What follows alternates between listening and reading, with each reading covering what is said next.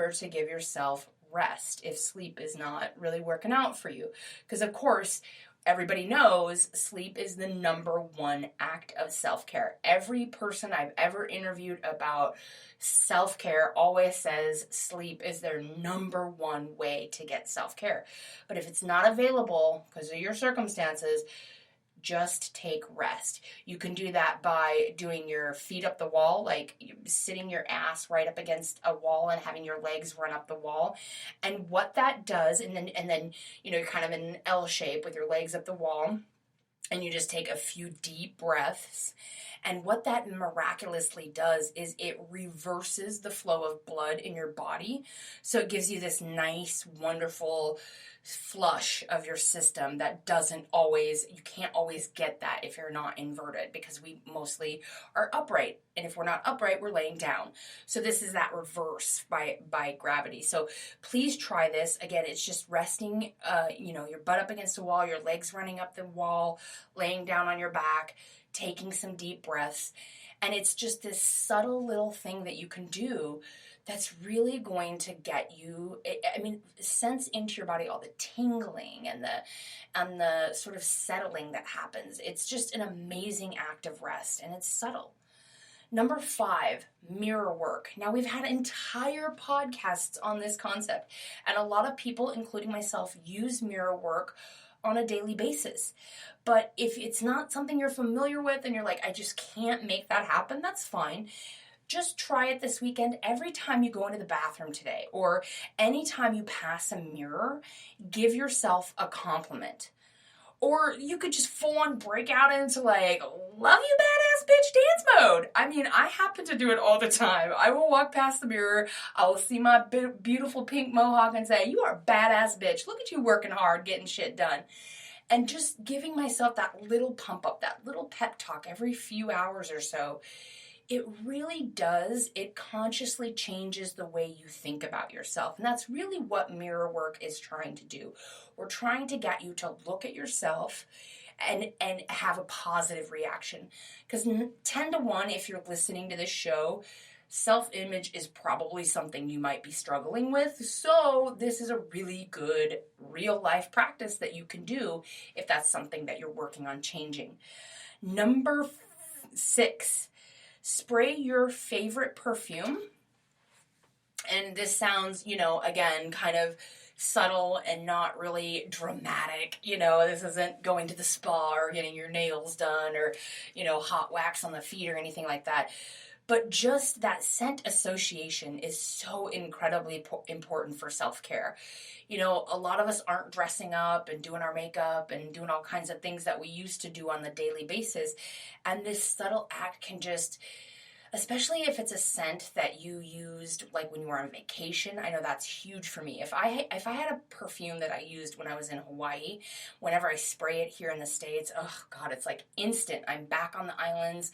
I'm back in that aloha spirit. I am transmuted into that time and place. And right now, when we're very limited on the options we have for self-care, these small, subtle acts can make a huge difference. Number 7, clear out the clutter. Now, I know this one sounds like a chore. I want to die. But honestly, this is such a good way to clear out and make room for your self-care priorities. A lot of us have stuff we've been carrying around for a really long time that we just don't need anymore. For me, it was books. I've been several years out of college now, and I've been lugging around these incredibly heavy, outdated legal books forever because, I paid so much money for them in college. I just want to cling on to them. But the actual chances of me ever cracking those books open again is slim to nil to none. As a matter of fact, when I were packing them up for Goodwill, I found mold on them.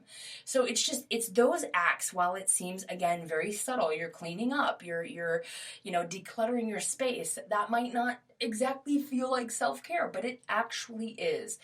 There's the whole clear your clutter, change your life movement happening right now. And especially when we're all inside, whether it's from wildfires or from COVID or whatever disaster is headed our way, these little things are what's really going to make that big difference in making your space more aesthetically pleasing or making way for the priority that's for you, it's transformative. Which leads me to number 8.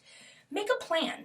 And again, no need to be perfect. We want this plan to be realistic. And when I say make a plan, I'm talking about making a self-care plan. Now, this function was actually borrowed from an incredible weight loss podcast I love called Losing 100 with Fit and Fat. The host's name is Corinne Crabtree. She is the founder of the No BS weight loss system. You can check her at pnp411.com. She's got a whole free weight loss program there, videos you can download, and she's just amazing. And she's got this really quirky podcast that I love. And she talks about making a 24-hour food plan.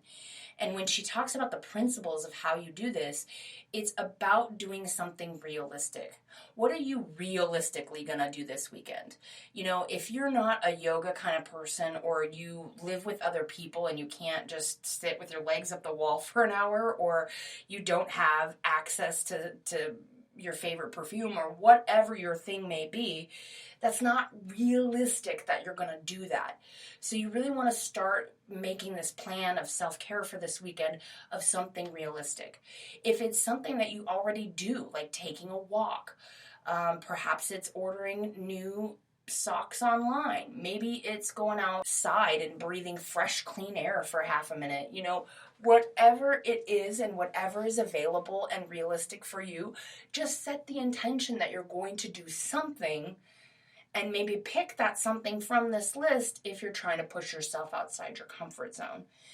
Because if you just go into it with the intention that, self-care is sexy, for sure, and I'm not going to do it, then you're really not gaining the benefit. And you're already invested this far. We're already X amount of minutes in. You might as well take it that next level and see what happens and watch it transform your life.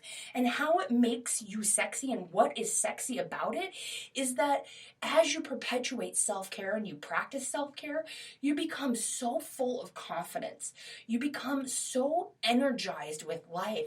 The positivity just radiates from you, and then you can help other people without burning yourself out or generating a bunch of resentment and bullshit. It's just so much better loving yourself. Number 9, the most incredibly subtle act of self-care you can do is to just breathe. But if you're driving or operating machinery or making badass knives like my good pal at Benchmark, be safe about it, okay? But just take a nice deep breath in and out. Something as subtle as just taking a deep breath when you're feeling anxious, overwhelmed, or unsure can really make the difference of just centering yourself and making decisions and taking action from a place of power. And that's what we're looking for. Number 10, look at a picture of yourself with love and gratitude. But if you have dysmorphia, and because other people told you, or the classic signs of seeing yourself not as how you present are everywhere, you're going to often see the worst. Your eyeballs are literally trained to look at the pictures or look at yourself in the mirror and find what's wrong. And guess what? There ain't a fucking thing wrong with you. There isn't. You're not broken. You can look at yourself with some fucking love and gratitude. All right, here comes a little pep talk time. You deserve to see that in your own eyes. And if you haven't looked into your own eyes in a long time and said, I love you, and really meant it, you are missing out, my friend. Because the connection you build with yourself is so evident in the way that you carry yourself. Whether you are able to face the world and all of these mounting challenges and problems and having to adapt and panicking and freaking out and crying every day, versus being able to love yourself through it, give yourself a little grace, and do what you got to be the badass you need to be to help other people. And that is the point. Self-care is not about being selfish. It's not about just improving ourselves for the fuck of it. It's about building ourselves up and being the best versions of ourselves so that we can give our gifts to the world without burning out, becoming resentful, or being a bitch. That is what makes self-care so fucking sexy. Number 11, start thanking yourself for all the shit you've made it through. All right, as this is recorded, it is mid-September 2020, and we have dealt with some major shit this last year. Everyone says it. You listen to any interview, any news program, any social media outlet, and you're going to see some reference to how this year has rolled people over and spit them out. And now you get that divine privilege of going back through and thanking yourself for all of the things you've made it through. My favorite advice on this is that Snoop Dogg video where he's like accepting the Hall of Fame or the star on Broadway, I can't remember, and he says, I would like to thank myself. I would like to thank myself for getting up every day, and putting in the hard work. And he's got this laundry list, and I love it. Go check it out, because that's what I want you to start doing for yourself. Get into it. If you want to go 201 level with it, write yourself a script, a thank you speech that you'd like to say thank you. I know for me, it's hard to look back and see all the good that you've done, because again, our minds and our eyeballs, we are problem solvers. We are always looking for the problem. So let's reverse that. Let's get ourselves trained to start finding what's right. Let's look for what's good. And right now, let's squeeze every ounce of that to create joy and love and spread that around. Number 12, number recognition. Okay, I'm going to get a tad on the woo-woo side right now, but just follow me, okay? Just hear me out. Do you ever look at the clock and see the same time over and over and over again? For me, I always catch the clock at 2:22, 2:22, or 12:22. Sometimes I see the 222 on license plates numbers, or I just see it everywhere I go, and I started sort of noticing this. And for me personally, I applied the 222, we love you. Meaning that my ancestors, my guides, the people that have come before me, the higher power in my life is trying to say, hey, Chris, we love you. We got your back. You're doing okay. And I use that as motivation. And I really want you to try this, because even if it's nothing, even if it's just coincidental, or you're seeing it, you're finding it because you're thinking of it, it doesn't matter. It's a great little reminder. And it pops up so randomly, and sometimes at times when I need it the most. And that's why it's so important to associate that number with some kind of positive messaging.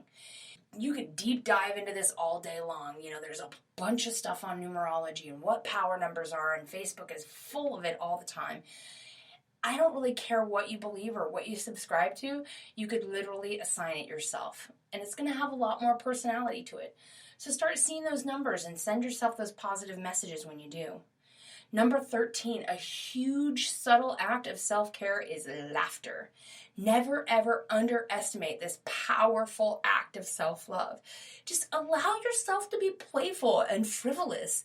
The other day my mom called up, and for like a solid 45 minutes she was on the other line reading me Far Side comics and laughing her ass off, and it made me so happy.